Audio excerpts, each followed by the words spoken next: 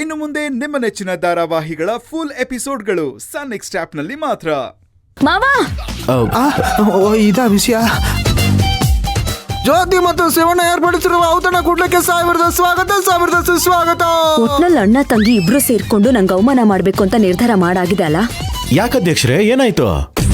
ನೋಡಿ ಹೇಗೆ ಹೀಯಾಳಿಸಿ ಮಾತಾಡ್ತಿದ್ದೀರಾ ಅಂತ. ಅಯ್ಯೋ ದೇವ್ರೆ, ನಾನೆಲ್ಲಿ ಹೀಯಾಳಿಸಿ ಮಾತಾಡಿಸ್ದೆ ಅಧ್ಯಕ್ಷರೇ? ಅಲ್ಲ, ನಾನೇನು ಅವಮಾನ ಮಾಡ್ದೆ ಅಂತ? ಏನಿದು ನಿಮ್ಮ ಅವತಾರ? ಹೊಸ ಬಟ್ಟೆ ಕೊಟ್ಟಿದ್ದೆ ತಾನೆ, ಮತ್ತ್ಯಾಕೆ ಹಳೆ ಬಟ್ಟೆಲೇ ಇದ್ದೀರಾ ಈ ದಿವಸ? ಮಾನ ಮುಚ್ಚೋದಕ್ಕೆ ಯಾವ ಬಟ್ಟೆ ಆದ್ರೆ ಏನ್ ಅಧ್ಯಕ್ಷರೇ? ಯಾವ್ದು ಕುಡಿದ್ರು ಗಾಳಿನೇ ಅನ್ಬಿಟ್ಟು ದುರ್ಗಂಧನ ಕುಡಿಯಕ್ಕಾಗತ್ತಾ?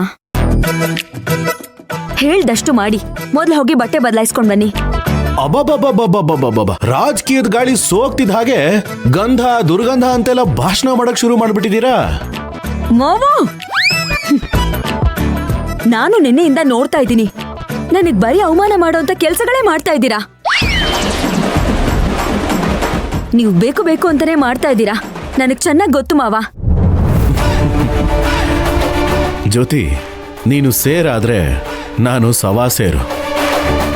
ಹೇಳಿದ ಮಾತು ಕೇಳಿದ್ರೆ ನಾನು ತಲೆ ಬಾಗ್ತೀನಿ, ಇಲ್ಲ ಅಂದ್ರೆ ನಾನು ತಲೆನೇ ಕೆಡಿಸ್ಕೊಳಲ್ಲ. ಮಾವ, ಮಾತ್ ಸಾಕು, ಮೊದ್ಲು ಹೋಗಿ ಬಟ್ಟೆ ಬದಲಾಯಿಸ್ಕೊಂಡ್ ಬನ್ನಿ, ಇಲ್ಲ ಅಂದ್ರೆ ನಾನು ಏನ್ ಮಾಡ್ತೀನೋ ನನಗೆ ಗೊತ್ತಿಲ್ಲ. ಸರಿ ಅಧ್ಯಕ್ಷರೇ, ಹಿಂಗೋಗ್ ಹಂಗ್ ಬಟ್ಟೆ ಬದಲಾಯಿಸ್ಕೊಂಡ್ ಬಂದ್ಬಿಡ್ತೀನಿ. ಬರ್ಲಾ?